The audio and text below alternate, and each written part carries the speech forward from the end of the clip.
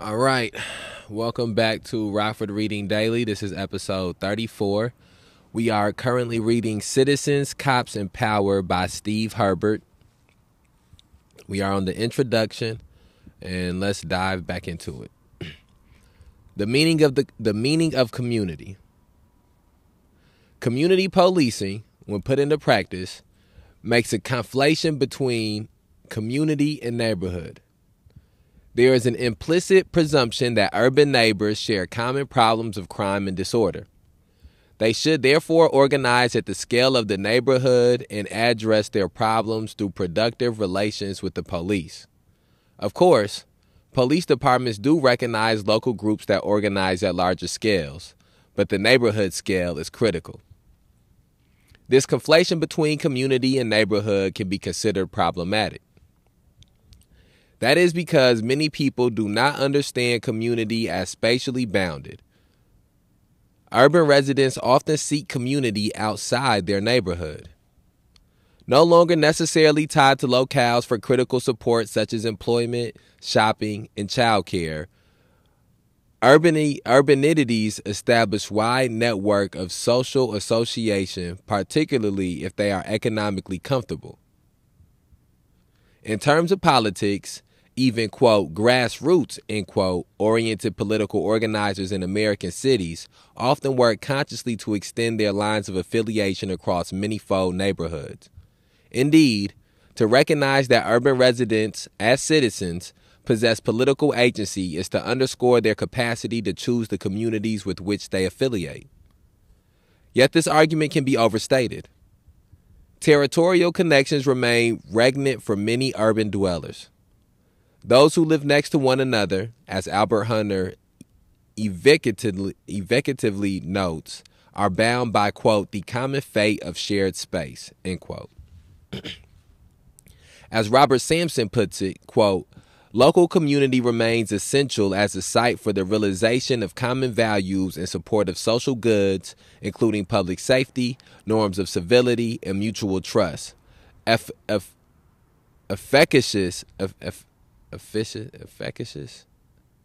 I know this word and I'm just not pronouncing it right. Efficacious voluntary associations and collective socialization of the young, end quote. Most importantly for my analysis, the conflation between community and neighborhood is quite common in urban political projects. If a group is organized around a localized problem such as crime, community is often treated as an analog to neighborhood. This obviously occurs in the case of community policing, and in other instances where localized democracy is heralded. It is therefore essential to consider the extent to which a neighborhood is experienced as a community, and to ask whether any such community can bear the weight that projects like community policing place upon it. So, even if many urban residents do not necessarily circumscribe, quote, community, end quote, territorially, many government agencies do, with the range of considerable consequences I explore. Outline of the book. My analysis suggests that community is all too often unbearably light in two respects. First, community is not a sufficient support for the political responsibilities it is often meant to assume. Urban residents do not typically wish for the neighborhoods to act in a politically robust manner. Further, even when they are inclined to organize collectively, they see clear limits on the potential effectiveness of any neighborhood group. Thus, urban neighborhoods cannot bear the weight of responsibility that programs like community policing are meant to place upon them. Second, communities are usually light in terms of political voice. Even when members of neighborhood groups are able to articulate a concern, either individually or collectively, they can expect to encounter a largely unresponsive state apparatus. This reality is hardly a function solely of the organizing ability of urban neighborhoods. Rather, it results primarily from the internal operations and cultural orientations of state agencies like the police. As I will make plain, various internal dynamics limit the capacity of the police to engage in genuine partnerships with community organizations. Community requests thus resonate less as a shout than as a whisper. Given this political lightness, I suggest that community should not typically be seen as an effective carrier of our hopes for localized democracy. I use the analysis of the data to substantiate this claim in the chapters that follow. I start, in Chapter 1, by comparing normative visions of community with those articulated by residents. Here I document a significant disjuncture between the normative and the empirical. Residents evince a surprisingly hegemonic vision of community, one that is not well captured by normative theorists. This suggests a need to re-examine the sources of legitimacy for communal governance. Chapter 2 explores the political capacity of community in greater depth. Here, the residents outline various factors they cite to explain their pervasive pessimism about any such political potential.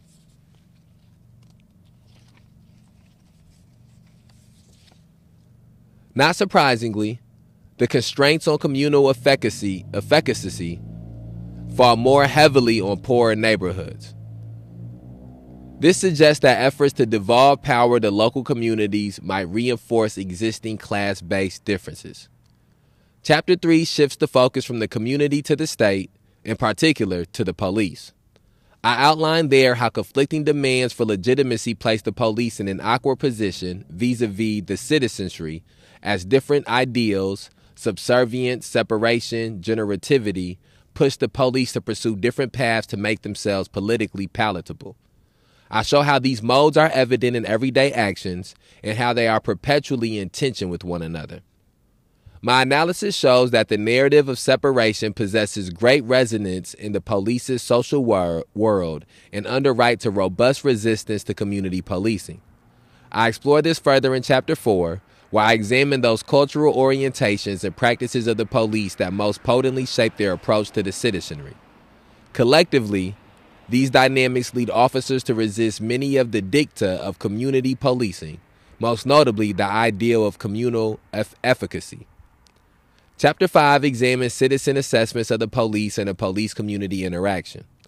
I review how citizens implicitly accept the reality that the police are simultaneously subservient, separate, and generative, and also how they frequently frustrated when subservience is thwarted. These assessments illustrate how separation and generativity often diminish citizens' voice and reduce their capacity to influence officer action. Finally, in Chapter 6, I review and summarize the analysis with the aim of making broader claims about what the data tells us about the viability of community policing as an important instance of the broader goal of making neighborhood-based organizations viable political actors. I suggest the need to rethink and perhaps abandon community policing as a reform movement. Its promise is unlikely ever to be realized. Further, community policing raises provocative questions about the roles of the state, community, and the relation between the government and the governed. These questions are inescapable and deeply normative. They are thus worthy of our continued attention. It is a mistake to believe that the community can bear the political weight that projects like community policing place upon it, particularly in urban neighborhoods in distress. Further, the term, quote, community, end quote, can often generate confusion, particularly in terms of its implications for state-society relations. Any way forward needs to take cognizance of the realities of contemporary urban life and of the normative confusion that surrounds the invocation of community. And that brings us to the end of the introduction and to the beginning of Chapter 1, the terrain of community. Let's see where to start. I think where I want to start for my reflection on that on the first piece that we've read in this book, the introduction, is on the word community. I think that one of the things that is very important about so far what Steve Herbert is illustrating is the disconnect between not only the citizens and the state when it comes to the definition of community, but even the disconnect between different citizens in the same city, in the same area of what community means. I think one of the things that he pointed out, which is I've considered, but I've never articulated before. And I think that that's one of the things that is very important about doing reading, is that a lot of times we have thoughts or we consider things, but we don't really articulate those things, or we don't maybe know the right way to articulate those things. And I believe that reading helps us to figure out ways to articulate those things. But one of the things that he spoke about is the difference between neighborhood or living in close proximity and community. He points out how people sometimes go outside of the immediate neighborhood or the immediate locale that they live in to find community. And I think that that is something, especially when you think about how different our living circumstances are now than what they were 100 years ago or 70 or 50 years ago, where even though there are still very many cities that are segregated, there's also very many cities as well where there's more integration in the cities than it used to be. And so there are black people who live in areas where everybody around them is white, or a lot of people around them are white, or where the majority of people around them are not black. And so for them, community might not mean the person that is their neighbor to their right or to their left. Community to them may mean people who live on a different side of town or live in a different area of town.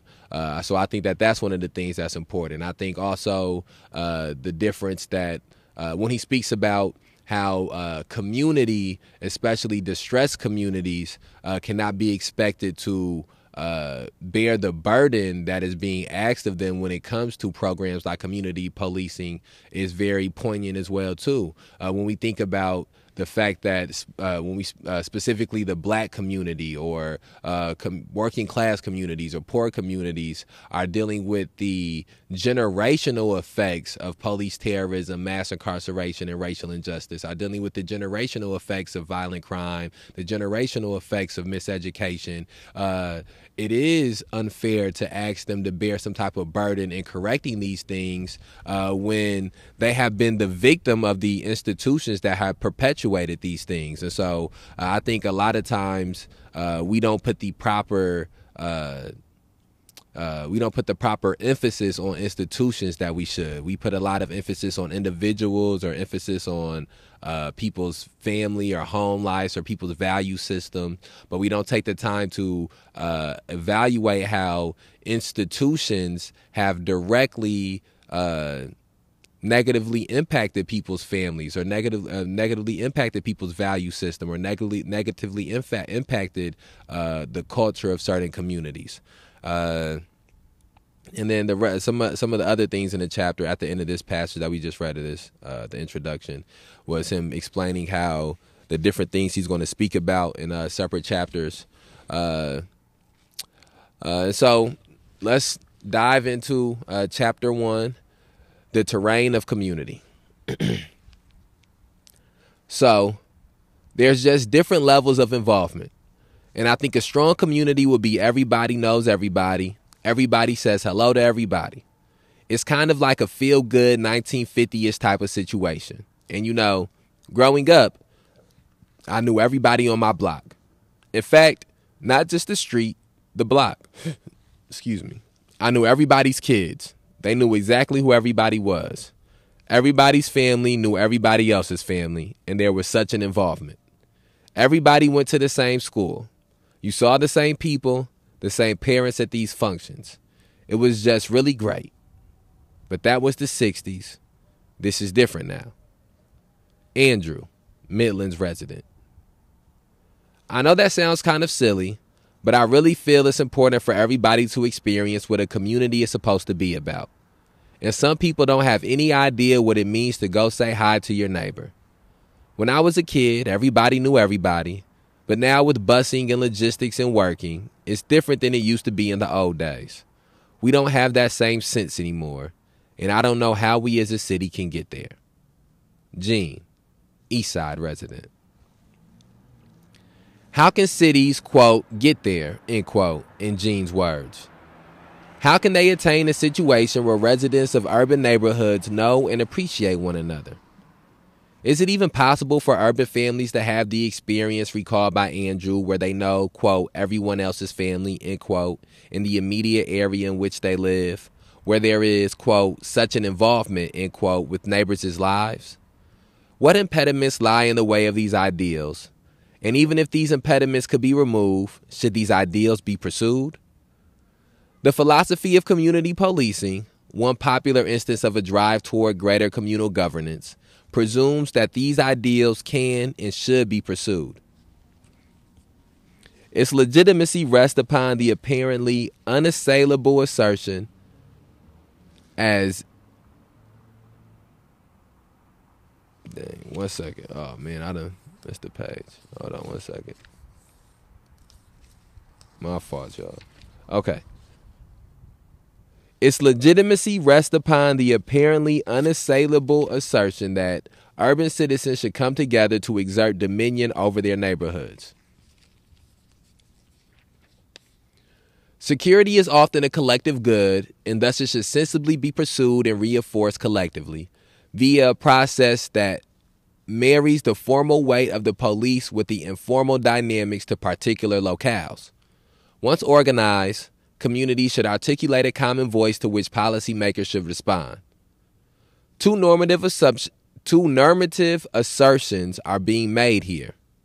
One is that communities should construct themselves as political actors. The other is that the state should recognize them as such. One normative vision concerns the political status of community. The other, the state-community relation. A critical interrogation of the desirability and possibility of such communal governments projects is, man, my fault, man. This has been a rough read, this episode. I'm sorry. I do not know what's going on.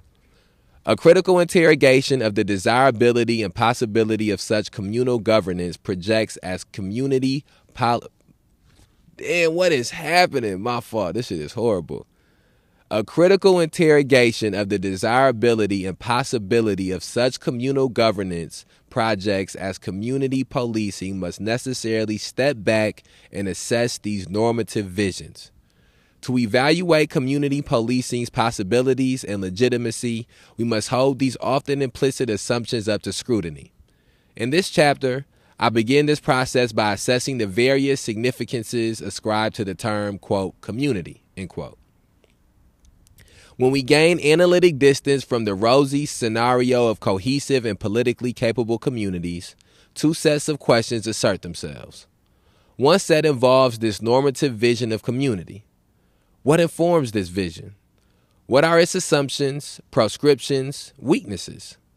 Are these various such visions, and how do they contrast? Are there various such visions, and how do they contrast? In short, how do we understand and assess various depictions of the ideal community? The second set of questions addresses how community is actually envisioned by residents of urban communities. Even if certain normative visions of community possess luster, do they jibe with the version of community that residents envision and enact in their daily behavior? How does the normative compare with the actual? I pursue each of these sets of questions in the 4 sections of this chapter. In the first section, I seek to explain the resilience of community as a social and political ideal and to document how it came to be idealized in the now hegemonic project of community policing. Much of the seductiveness of community policing rests upon a largely unexamined romanticization of the small-scale democracy that neighborhoods can ostensibly create. In the second section, I explain how normative visions of community and its political potential are by no means uniform. I do this by elaborating 3 principal normative visions. 2 of these develop what I term a, quote, thick, end quote, version of community. They each desire for community a robust role in social life, although they differ in an important way. The third is more than a, quote, thin, end quote, version, wary as it is of the exclusivity and majoritarism community might entail. I review these 3 visions by explicating the assumptions upon which they build and the proscriptions they assert. The third section draws extensively upon the interview data and reviews how the respondents talked about community. It becomes apparent that the common vision they express does not conform neatly with any of the above. It is a vision that is neither especially thick nor especially thin. What people want is a fundamental sense of connection and familiarity, but not in the pursuit of any larger set of values or political ideals. Rather, residents desire a feeling of security that derives from knowing one's neighbors well enough to be able to predict their actions. Their shared inhabitation of neighborhood space means that residents experience a collective need to protect each other from needless vulnerability, but this does not translate into a broader political project. In the final section, I again mine the resident interviews to outline those factors that citizens believe maximize their feelings of security within the spaces they inhabit. Most critical here is property ownership. Residents hope for neighbors who demonstrate permanence and pride in ownership, qualities they believe renters commonly lack. Other glues include children, schools, and regular outdoor encounters. These characteristics, importantly, are more commonly found in neighborhoods of economic advantage, a point that will emerge with greater force in Chapter 2, where I consider the hindrances to community cohesiveness and political effectiveness. For now, the goal is to contrast the normative and the actual, the idealized visions of community and those articulated by citizens. As I demonstrate, the discrepancy between romanticized depictions of community governance and the actual desires of citizens is significant. This discrepancy should give us considerable pause in assessing projects like community policing and should also cause us to wonder if urban neighborhoods can bear the weight of extensive self-governance. To see why this is the case, I begin by exploring just why community and community policing possess such political potency. I think one of the things that stands out the most from there is when Steve Herbert speaks about the difference between community policing or community in theory and actual community. And I think that that's something that's very true for a lot of the issues that we face in the society right now, is that there's a wide disconnect and a wide gap between how people imagine some of these issues or how people imagine solving some of these issues and the reality of these issues or the realities that come with solving these issues. And I think that we have to do the job of bridging that gap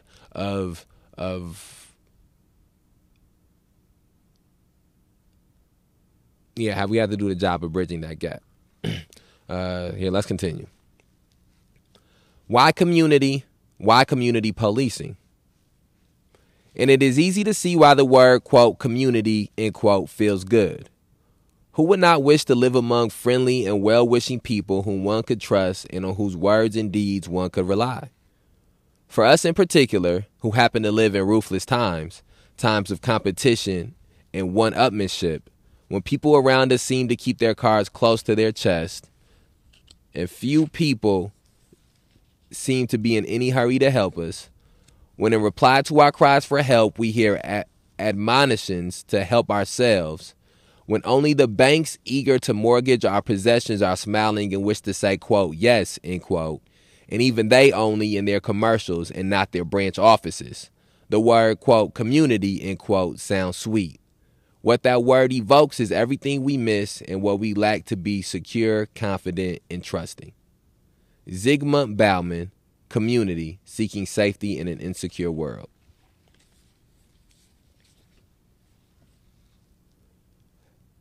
As Zygmunt Bauman suggests, community is clearly a word that feels good.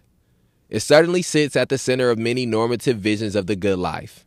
It implies, at minimum, a degree of fundamental social connection that provides a shield against the unpredictable vagaries of modern existence. In more expansive visions, it provides a vehicle through which we can develop and actualize a range of goods and values. We can draw closer to God. We can develop our potentials as a musician, a writer, a parent. We can strive collectively to assist others.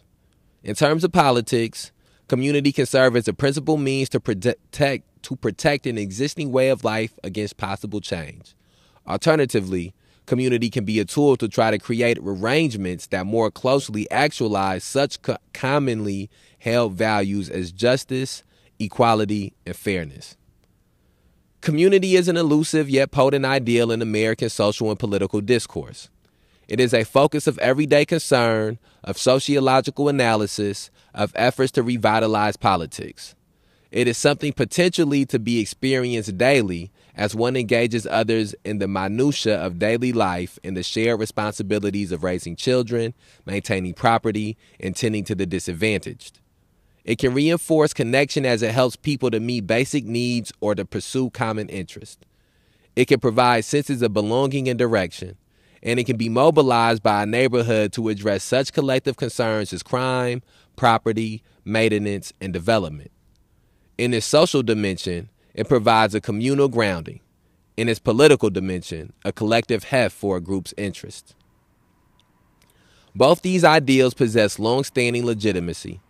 As the interviewees quoted above indicate, there is a frequently expressed nostalgia for the, quote, good old days, end quote, when one knew one's neighbors via relations of familiarity and stability. This nostalgia is not just popularly expressed, but it is a central theme in modern sociology. For early sociologists like Ferdinand Tönnies and Emil Durkheim, the challenge of modernity concerned the shift from close-knit rural societies to more socially differentiated urban centers, from Gemeinschaft to Gesellschaft, from mechanical to organic solidarity. As Nisbet noted, community is, quote, the most fundamental and far-reaching of sociology's unit ideas, end quote. Much work in urban sociology has focused on the extent to which something called, quote, community, end quote, can remain extant in the modern city, and if so, whether that community is localized or spatially dispersed. Certainly, a sense of loss motivates many analyses undertaken in the name of communitarianism, a movement of both theory and politics that seeks to restore and make politically legitimate the bonds arguably only produced and reinforced via communal connections. From both academic and popular literature, one hears frequent complaints about how the hegemonic status of individualism and the various complications of daily life increasingly leave urban residents disconnected from one another and hence poorly able to act as palliative or political collective. Why this persistent longing for community? Part of the explanation must lie with our basic need for social connection. Community can thus be understood as an end in itself, a form for making friends and establishing bonds. Further, such a community can help us meet basic needs. Who does not want a neighbor from whom one can cage the occasional cup of sugar, the half hour of emergency babysitting, the advice or the tool to make a home improvement project successful? Beyond this, communal groups can be the indispensable fora for the realization of treasured values or the development of varying interests. In this way, communities are necessary for the ongoing pursuit of a life of meaning and exploration. Political efficacy is one possible goal communities can pursue. Perhaps, some suggest, there is an ingrained and too frequently underdeveloped desire for humans to experience a sense of self-governance. Just as humans are social creatures, they are implicitly political ones as well, with an innate need to exercise as much control as possible over their own lives. This line of argument is captured well in Benjamin Barber's insistence on what he terms, quote, strong democracy, end quote. Barber argues that citizens need to be able to govern themselves in at least some public matters at least some of the time. Without such political participation, he argues, quote, women and men cannot become individuals, end quote. Given the intrinsic interdependencies of human existence, this participation should occur through communal organizations. Discussions and debates within such organizations present opportunities for individual members to enlarge their understanding of one another and to grow and develop as they seek to forge ways forward together. In such a fashion, citizens can develop together a politics of transformation, invention, and creation. To increase the possibility for such communal participation, it makes considerable sense to develop political authority to the lowest possible level. As political units decrease in size, their senses of solidarity and effectiveness should increase. Such smaller-scale institutions are more likely to represent the interests of the group and thus to improve the sense of connectedness individuals feel to the collective.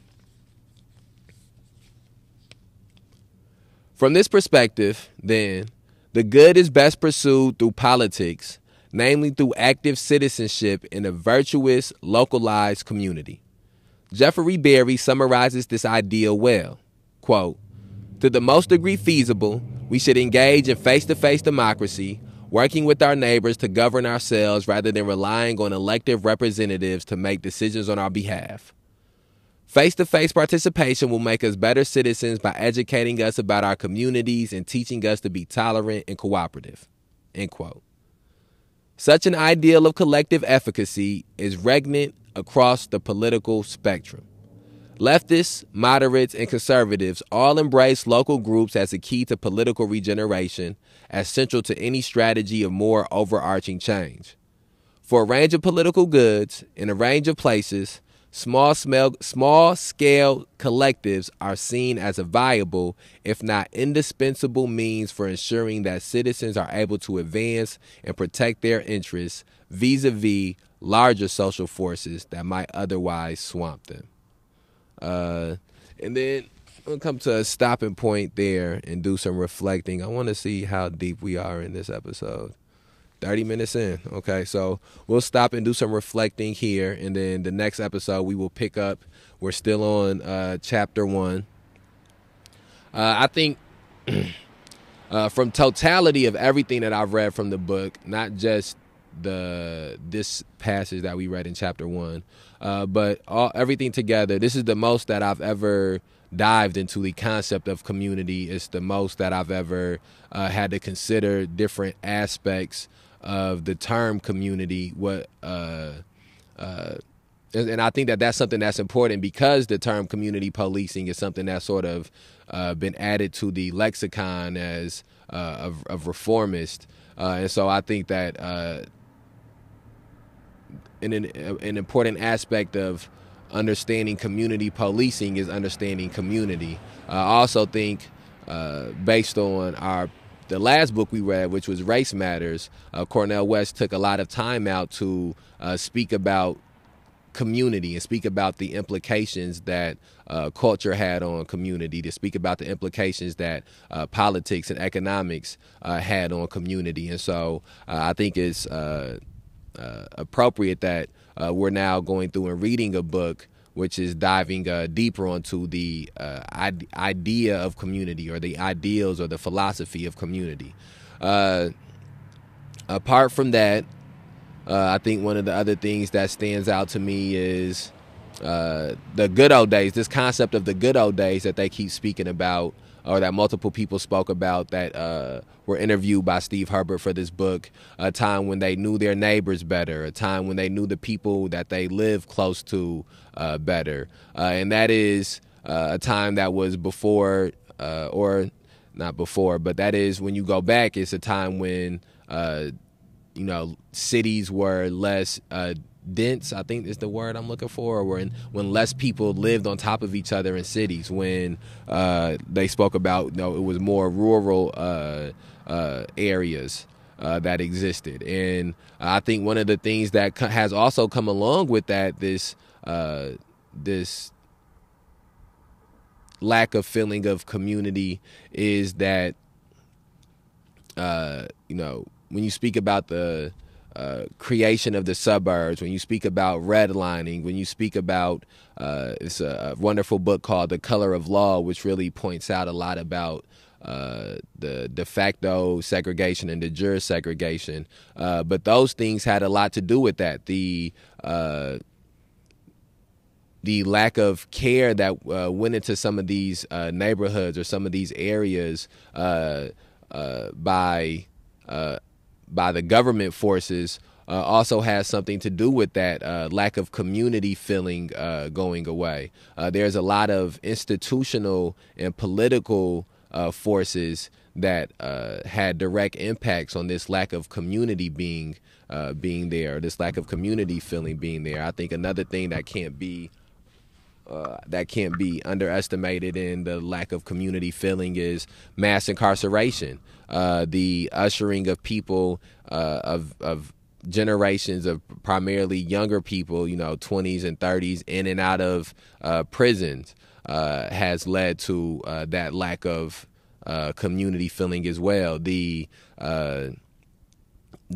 heroin epidemic and the crack epidemics that have hit neighborhoods and hit communities hard. The loose gun laws that exist in this country, which have led to increases in violent crimes, not just in the last 10 years, but these things are issues that date back to the 50s, to the 60s, and all of these things have led to this destruction of what people once viewed as community, or the destruction of communities. And so I think that those are all things that have to be pointed out as reasons why community doesn't exist in the manner in which it once did. I think that what Steve talked about as well is the striving or the desire that people do have for the things that come from community, from the feeling of protection, from knowing people who live next to you or live in the area that you live in, the feeling of comfort that you get when you see interact with people outside, or interact with people who live in the area that you live in, or your kids go to the same school, or your parents went to the same school, you go to the same church, or your kids on the excuse me, sorry about that, kids on the same sports teams. All of these things lead to a feeling of protection, and lead to a feeling of togetherness and collectiveness,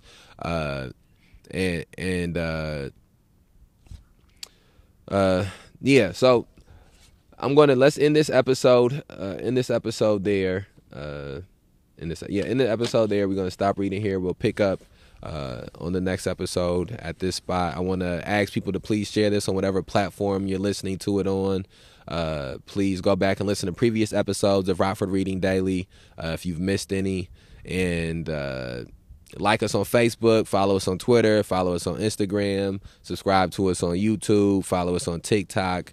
Again, we put these Rockford Reading Daily episodes out to give people, present people the opportunity every day to embark on their struggle to end police terrorism, mass incarceration, and racial injustice, and to further their struggle to end police terrorism, mass incarceration, and racial injustice. We outside.